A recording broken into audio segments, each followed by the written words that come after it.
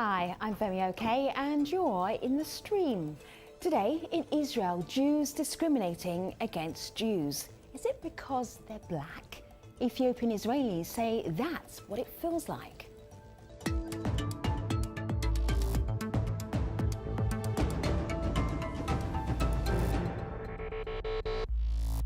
So this conversation started and got revved up internationally because of protests in Israel.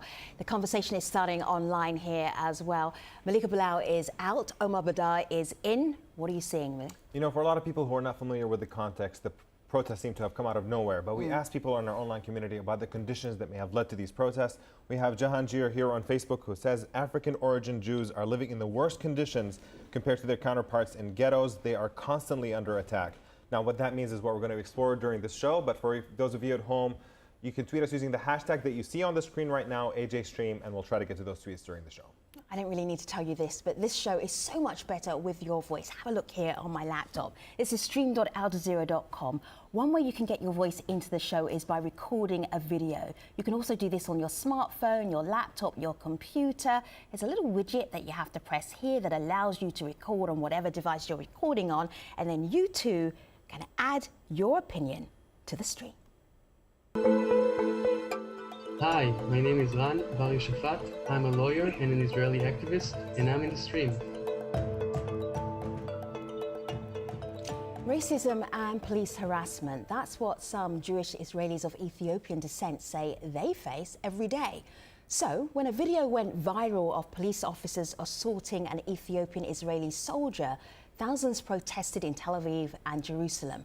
They say they don't want to be treated like second-class Jews anymore. Israel brought Jewish Ethiopians to the country in two covert operations in the 1980s and 1990s. Tens of thousands were airlifted to Israel, rescued from famine and civil war. They would help grow Israel's Jewish population, but when they arrived, they were forced into immersion ceremonies and not required of European immigrants. Israeli hospitals have thrown out Ethiopian-Israeli blood donations, and Ethiopian women say in the past, Israeli doctors forcibly injected them with long-term birth control drugs. Now, the government says those practices are over, and Prime Minister Benjamin Netanyahu called on Israelis this week to stand together to eliminate racism. With us to discuss how this can happen, from Tel Aviv, Fentahun Asafa Dawit is director of the group Tebeka, or Advocate for Justice.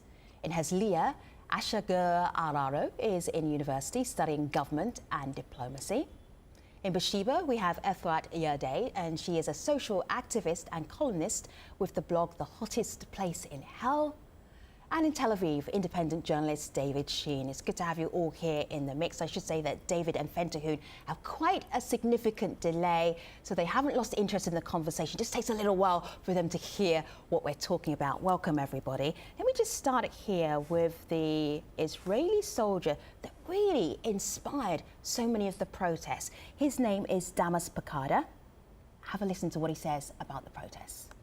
I do support the demonstration. I am with them. I hope it will be understood that the Ethiopian community is part of Israeli society. So that's what the soldier who was in the viral video said, and you saw him earlier being beaten up by police officers. What was it about this moment, that video, Ashager, that made so many Ethiopian Israelis go out on the street? Can you identify with what those protests were about? I feel like the video was very open and everyone saw it. It was very viral. And once people saw it and identified themselves in the soldier, they felt like they have to speak out. They have to do something in order to those things to not happen again, and raise the issue of police violence in Israel. For you, Efrat, when you saw the protests, you saw so many people seemingly spontaneously hitting the streets. How do you actually explain that to us watching outside of Israel? I think this video it was the trigger for a rage that's been accumulated for a long time, and every Ethiopian young man in Israel can identify himself, as Ashager said, in this video, and specifically in this IDF uniform, because in Israel, when people go to the army, it's kind of give them the credit to have rights.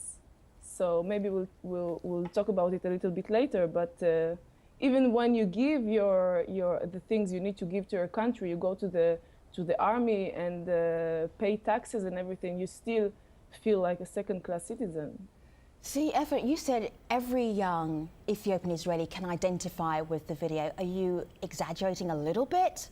Perhaps? Are you really mean every young black Israeli understands what it's like? I don't think I'm exaggerating. All right. Because, for example, I heard somehow that my brother, every time he see a police car, he needs to check that his ID is on him, in his pocket. So it's something that white people in Israel, or maybe white people specifically from European origin, they don't feel it. They feel more safe when they see police. And my brothers don't feel safe when they see police. So it's different. And of course, there is the Ethiopian community, and there are people from North African origin that also suffer from police brutality. Maybe it's hierarchical, but the blacks, they are in the end of this pyramid. Omar. So, Femi, for many people, the protests that we've seen over the past few days have been very, very significant, but apparently not for everyone. You have Ruth here who says that the protests were not exceptionally big. There are protests every year or two for the same reason, and each time anger grows, but nothing changes. And then we have this video comment from Seth. Take a listen to this. One of the main problems we saw last week during the anti-racism and police brutality protests was an almost total lack of support from many of the left-wing NGOs, and also, I think, a noticeable lack of support from left-wing members of Knesset and Parliament. And that's one thing that I think is really absent in terms of support for the Ethiopian Jewish community. So, Fentahun, for you, how significant are these protests, and how wide was support for it in Israeli society? These protests actually have taught us something that we didn't know before, as it is actually a remarkable event where whenever you had these kind of problems, whether it is discrimination, social injustice, or anything else, people might have taken it into to the streets, and mainly it happened with the older generation who came out and protested. But this time, these youngsters, most of them also teenagers, for some, this is a way of expressing the feeling, the frustration, and many of them who have gone through the same experience of police violence against them, or if not themselves, they know someone who had gone through this, whether it is a family member or some friend or relative. I want to show you something here on my laptop. Here we have Miss Israel. She is an Ethiopian immigrant. This is from 2013. And then another prominent figure that I've been seeing on the news recently.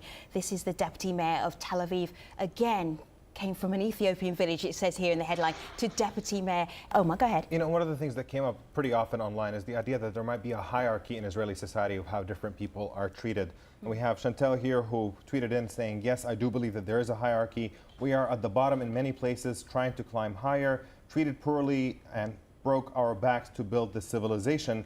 But, you know, in many other protests, there are sometimes, like famously, people of Palestinian origin who are Israeli citizens who protested. Live fire was used, and in one case there were many who were actually killed in the year 2000.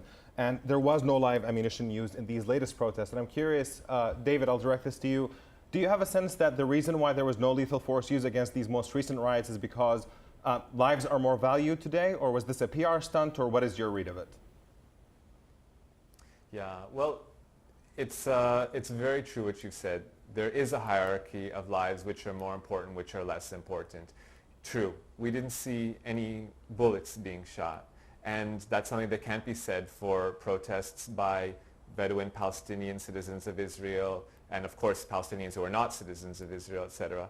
On the other hand, we did have tear gas, we did have skunk water. These are things that you almost never see at protests by Jews, whether it's settlers riding against the Israeli army or ultra-Orthodox. It's very, very, very rare to use gas against Jewish protesters, kind of for obvious reasons, because of the association it brings up, at least here in Israel. But it was used at these protests, and that does say something about, do Black Lives Matter in Israel? Sadly, many would say no, and that's one example of the way that manifests. Efrat, when you were there, when you were protesting, what is it that you wanted to get out of heading out there in the streets? I wanted that the authorities will realize that they can't ignore and they can't continue marginalize the Ethiopian community in Israel, because this is what they did until now. And from now on, it won't be possible anymore. You can't ignore us. So from the one hand, in the demonstration, I felt I felt like I'm here with my brothers and sisters, and it was very inspiring, and we were marching, and it was peaceful. But then when I saw the behavior of the police, I felt that I'm a terrorist in the middle of Tel Aviv. And as David said, you could never see smoke in the middle of Rabin Square in Tel Aviv in demonstration. Though it never happened before. Let me show you. Yeah. Let me just show you, Ashiga, this picture here. This is Benjamin Netanyahu, the Prime Minister Benjamin Netanyahu, meeting the soldier who became internet famous from the viral video who was beaten up. And this is what your Prime Minister says: we must stand together as one against the phenomenon of racism, to denounce it and eliminate it.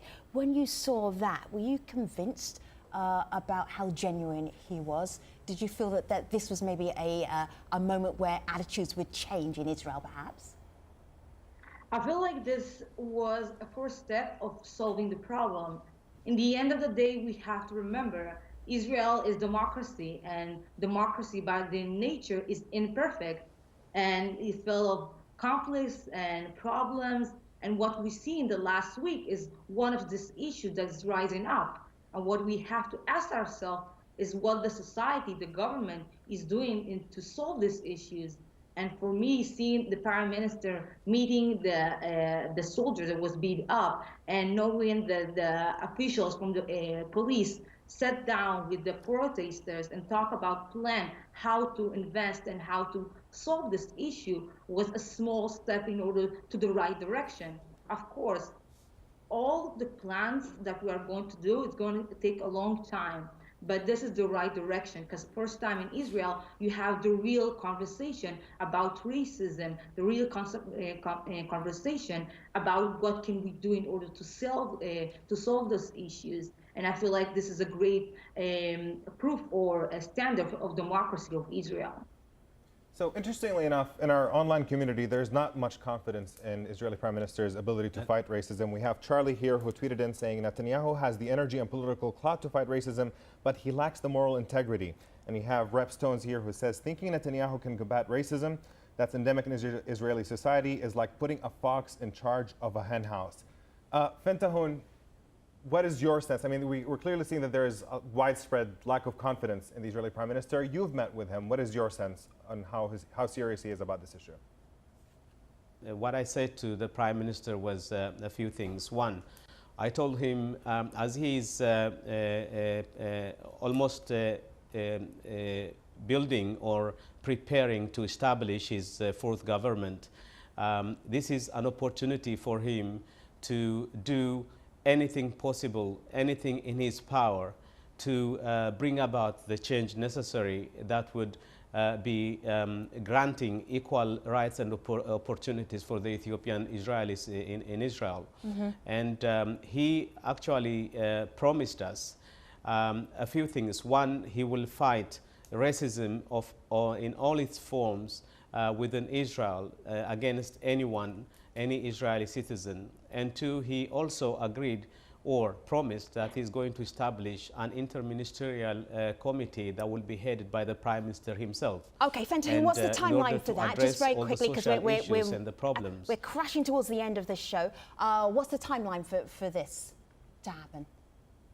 Well, when it comes to the police violence, he asked the chief of the police to give him a report up until 30 days from today. Okay. And in a couple of weeks, he's going to establish this interministerial committee. All right. And he said he's going to handle it. And by the end of the term, he wishes and he wants to have some kind of improvement in the area of racism in Israel. Okay. David, jump in. What did you want to add? Yeah.